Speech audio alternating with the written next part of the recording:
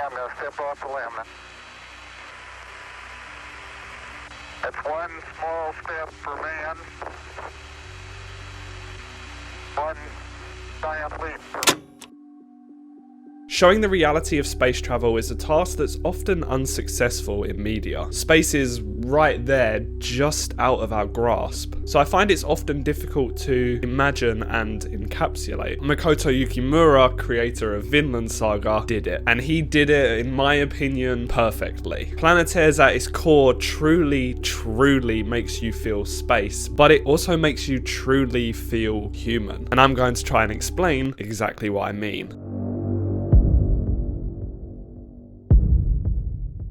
Planeteers starts by introducing us to Yuri, a member of the main crew of the story who lost his wife to a freak accident 6 years before the story's start. The main character crew's job is to clear up debris in the Earth's atmosphere, as this debris can cause collisions that are often deemed fateful. They are, at their core, salvagers, and they act as a line of protection for both Earth and all space travel. Yuri believes he has no real reason to do this job, but at heart he knows he is trying to prevent what happened to his wife from happening to others. And he's salvaging for the last part of her memory, a compass that was lost in space during the accident. Yuri's story cements the danger that space posts on humanity, and how the more we push outward, the more dangerous it becomes. This is a key theme of the story, and it's utilised at later points to stop people travelling to space at all, by creating a shield of debris that cannot be passed through. Yuri, alongside Faye and Hatchi, seemingly have such a small role in the grand scheme of things, but the job they are doing carries the utmost importance. At the end of the first chapter, Yuri risks his life to obtain the compass when he sees it floating in space. He knows the danger, and yet he cannot push away his attachment, no matter the scenario. Yuri is the first presentation of humanity in the face of adversity, and it's definitely not the last. Through the next few chapters, we become more acquainted with who I would call Planeteers' main character, Hatchi. His character progression is what the majority of the story is focused around, and at the start of the story we begin to see his gradual love and then addiction to space. While in hospital, he meets Nono, who is a Lunarian, someone who is born in space and can never return to Earth. He also meets Roland, an astronaut whose life has been spent in space. Roland has cancer and is being forced to return to Earth, but he doesn't want to go. Roland epitomizes one of Planeteers' main themes, the detachment that space causes. Many of the astronauts in the series develop a detachment and even a resentment of Earth. Their need for exploration, adventure, and the thrill of space stops them from ever returning home. Roland chooses death over returning to Earth, stating his love for space and that he has finally won with her. He does this in Hatchi's presence, which acts as a subconscious tipping point for him. In the chapter, Hatchi was looking forward to returning home, but seeing this perspective and also seeing Nono's love for space and her perspective on the beauty of space cements a decline into addiction for Hatchi. Throughout Planeteers, Hatchi's psychological state faces many moments of turbulence. Skipping forward, he is involved in an accident where he is left stranded, alone, in space. Whilst he shrugs this event off, it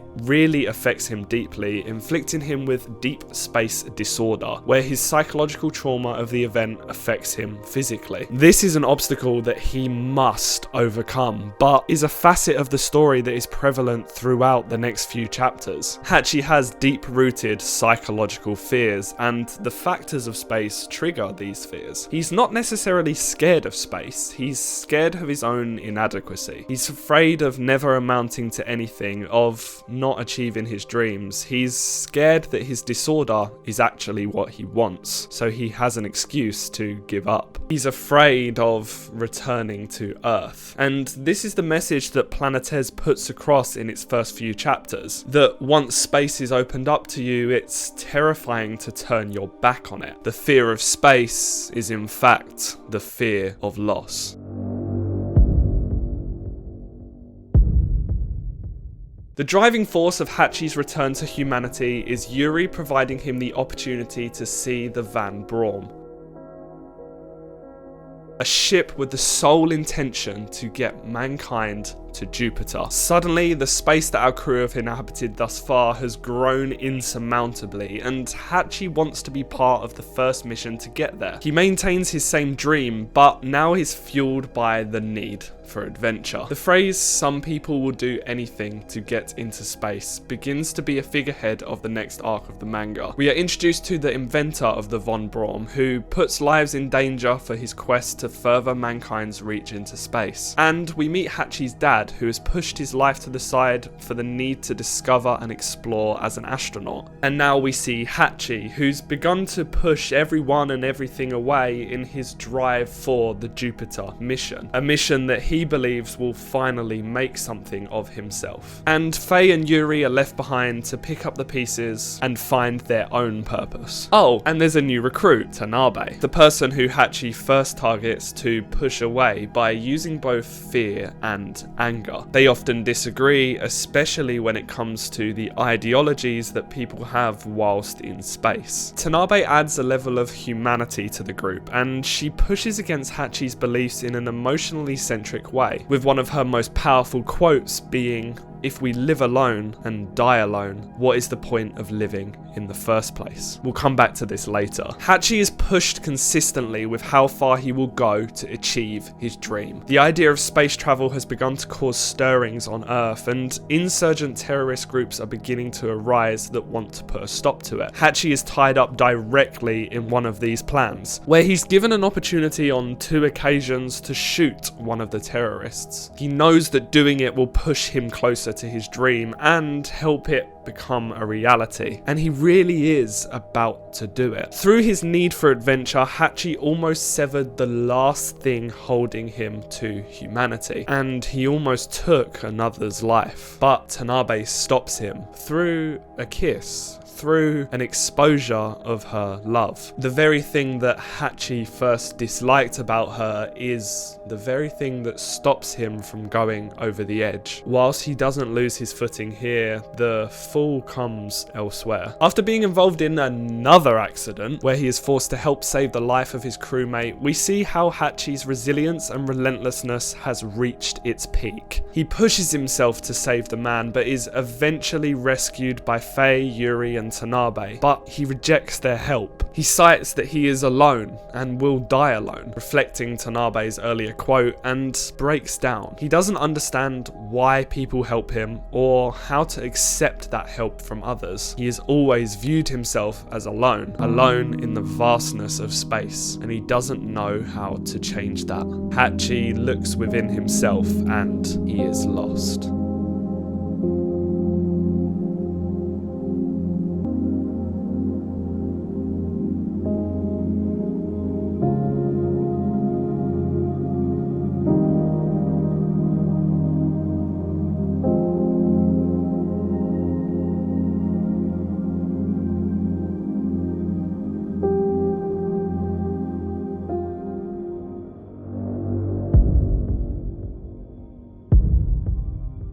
The training for the Jupiter mission has begun, and Hachimaki is struggling within himself. He seems lost and lifeless to those around him, and his crewmate Sally takes it upon herself to resolve his issues. She sexually comes onto him, and Hatchi confides in her that he has been lost in his thoughts recently, and this is not the solution. Sally comforts him and finally understands his mentality. Hatchi, for the first time, has truly had to contemplate his insignificance in the universe. He's also had drive to do something, to be someone, but he's realized that it amounts to nothing. He's trying to perceive the vastness of space and understand his place in it. But there's something that keeps him anchored, something that adds meaning to his insignificant existence: Tanabe. Hatchi finds himself, and in doing so realizes that many things remind him of her. So he returns home to see her. He returns home to let her know his feelings. And he says, "We are astronauts. Our job is to come back alive, and we will." Hatchi seems to have found his place and also accepted his importance and the value of his life. Whilst the universe is vast, he is a part of it. Hatchi proposes to Tanabe. He accepts he is no longer alone, and he understands the importance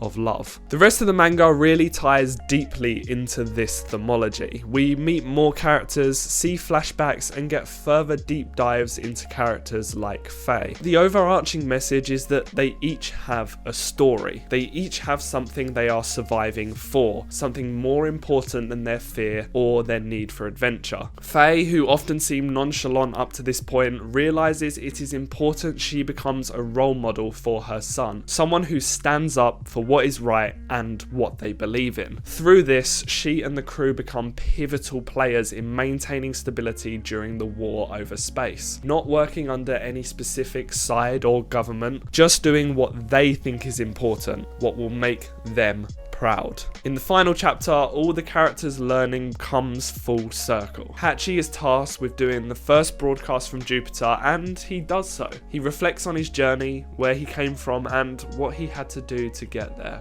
But he admits he was wrong. He didn't have to push everyone away. It was important to never stop loving people. Despite the drive, the selfishness of humanity to push out into the stars, to take that as their own, you have to learn to never stop loving people. Planetes is only short, spanning just 2 volumes. Yukimura had the opportunity to turn this into a sprawling space opera, a series of the same magnitude as Vinland Saga, but he chose not to. Planetes' short nature reflects its theme so transparently. It's not a story about all of space, or about the troubles the crew will face on Jupiter, or about how the wars for space continue. Planetes is about humanity. It's about the characters, and it's about their lives, and it embeds its messages through them. They are but teardrops in an ocean, just as we are but tiny specks in a vast universe. And yet each of them and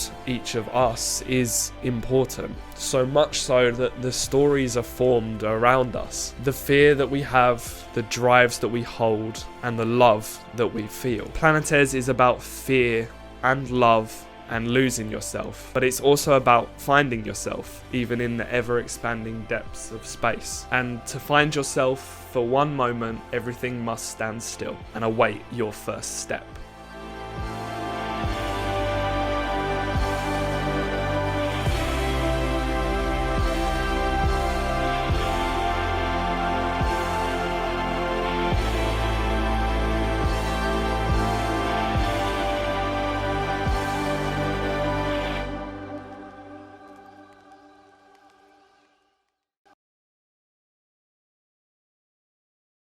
Hi! This video has meant so much to me to make. Planetes is one of my favourite stories that I have ever read. I absolutely adore this manga, and I found it next to impossible to write this video. It's probably the video I've struggled with most on the channel, because the power of Planetes and the messages that it tries to convey have always been so important to me, and I didn't really know how to put that across. But I'm really hoping that I did, and I'm really hoping that you enjoyed this much more connected to me personally video.